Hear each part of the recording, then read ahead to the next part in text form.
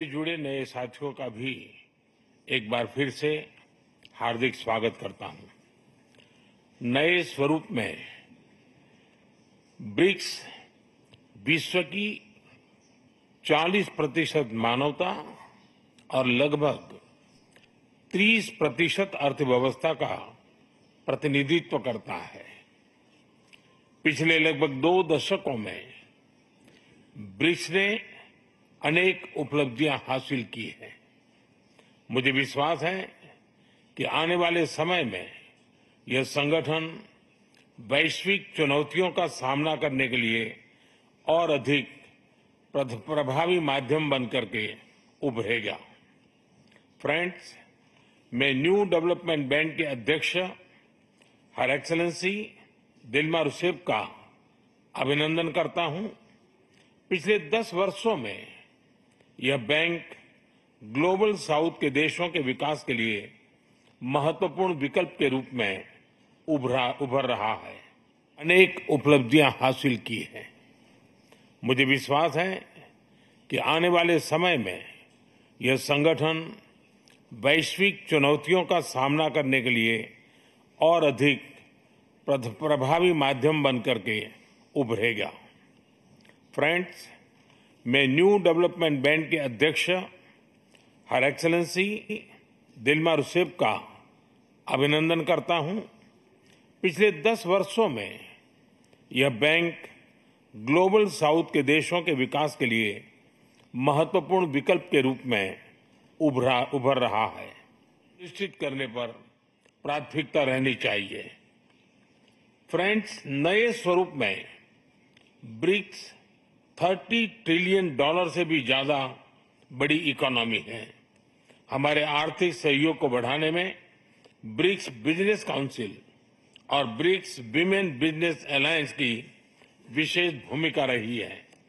इस वर्ष ब्रिक्स के अंदर WTO reforms, trade facilitation in agriculture, resilient supply chains, e-commerce और स्पेशल इकोनॉमिक जोन को लेकर जो सहमति बनी है, उससे हमारे आर्थिक सहयोग को बल मिलेगा।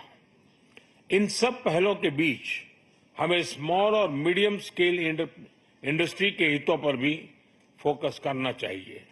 मुझे खुशी है कि 2021 में भारत की अध्यक्षता के दौरान प्रस्तावित ब्रिक्स स्टार्टअप फोरम इस वर्ष लॉन्च किया जाएगा। भारत द्वारा दिया गया रेलवे रिसर्च नेटवर्क का इनिशिएटिव भी ब्रिक्स देशों के बीच लॉजिस्टिक्स और सप्लाई चेन कनेक्टिविटी बढ़ाने में अहम भूमिका निभा रहा है। इस साल ब्रिक्स देशों में यूनिडो के साथ मिलकर इंडस्ट्री 4.0 के लिए स्किल्ड वर्कफोर्स तैयार करने पर बनी सहमति बहुत ही महत्वपूर्ण है। 2022 में लॉन्च किया गया ब्रिक्स वैक्सीन R&D सेंटर सभी देशों की स्वास्थ्य सुरक्षा बढ़ाने में मदद कर रहा है। हमें डिजिटल हेल्थ में भारत का सफल अनुभव ब्रिक्स पार्टनर्स के साथ साझा करने में खुशी होगी। फ्रेंड्स, क्लाइमेट चेंज हमारी साझी प्राथमिकता का विषय रहा है।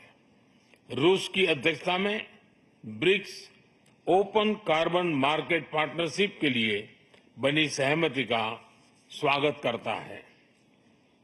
भारत में भी green growth, climate resilient infrastructure और ग्रीन ट्रांजिशन पर विशेष रूप से बल दिया जा रहा है। International solar alliance, coalition for disaster resilient infrastructure, mission life यानी लाइफस्टाइल फॉर एनवायरमेंट, एक पेड़ मां के नाम जैसे इनिशिएटिव लिए गए हैं। पिछले वर्ष COP28 के दौरान हमने ग्रीन क्रेडिट जैसे महत्वपूर्ण पहल की शुरुआत की। मैं ब्रिक्स पार्टनर्स को इन इनिशिएटिव से जुड़ने के लिए आमंत्रित करता हूं। ब्रिक्स के सभी देशों में इंफ्रास्ट्रक्चर के निर्माण पर विशेष रूप से बल दिया जा रहा है। भारत में मल्टी मॉडल कनेक्टिविटी को तेजी से बढ़ाने के लिए हमने गति शक्ति पोर्टल बनाया है। इससे इंफ्रास्ट्रक्चर विकास के लिए इंटीग्रेटेड प्लानिंग और इम्प्लीमेंटेशन में मदद मिली है और लॉजिस्टिक कॉस्ट कम हुई है। हमारे अनुभव आप सभी के साथ साझा करने में हमें खुशी होगी। फ्रेंड्स, ब्रिक्स देशों के बीच फाइनेंशियल इंटीग्रेशन बढ़ाने के लिए प्रयासों का हम स्वागत करते हैं। लोकल करेंसीज में व्यापार और सुगम रूप से क्रॉस बॉर्डर पेमेंट से हमारा आर्थिक सहयोग सुदृढ़ होगा।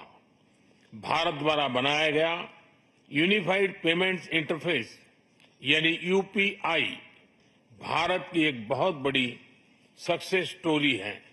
इसे कई देशों में अपनाया गया है।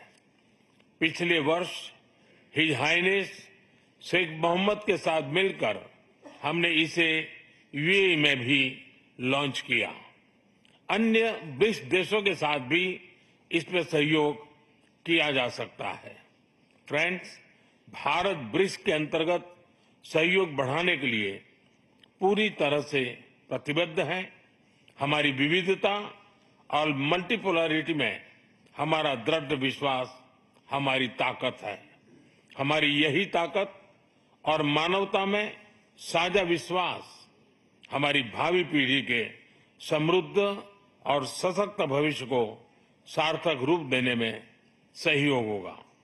आज की बहुत ही महत्वपूर्ण एवं उपयोगी चर्चाओं के लिए मैं सभी का आभार व्यक्त करता हूं।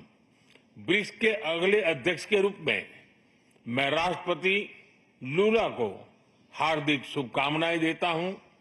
भारत आपकी ब्रिक्स अध्यक्षता की सफलता के लिए अपना पूरा सहयोग देगा। एक बार फिर राष्ट्रपति पुतिन और सभी लीडर्स का बहुत बहुत धन्यवाद। तो प्रधानमंत्री नरेंद्र मोदी को इस वक्त आप सुन रहे थे। सीधे तौर पर उन्होंने शुरुआत इसी से की कि किस तरह से ब्रिक्स की कई उपलब्धियां हैं जिसे पूरी दुनिया के साथ पीएम मोदी साझा करते हुए नजर आए। आर्थिक तौर पर इसकी मजबूती बताई और आपसी सहयोग के बारे में भी उन्होंने डिटेल से बताया। 30 ट्रिलियन का भी जिक्र यहां पर वो करते नजर आए, जो कि आर्थिक सहयोग का सबसे बड़ा उदाहरण रहा। वैश्विक चुनौतियों का सामना करने के लिए उन्होंने कहा कि ब्रिक्स किस तरह से और प्रभावी तरीकों से उभरेगा।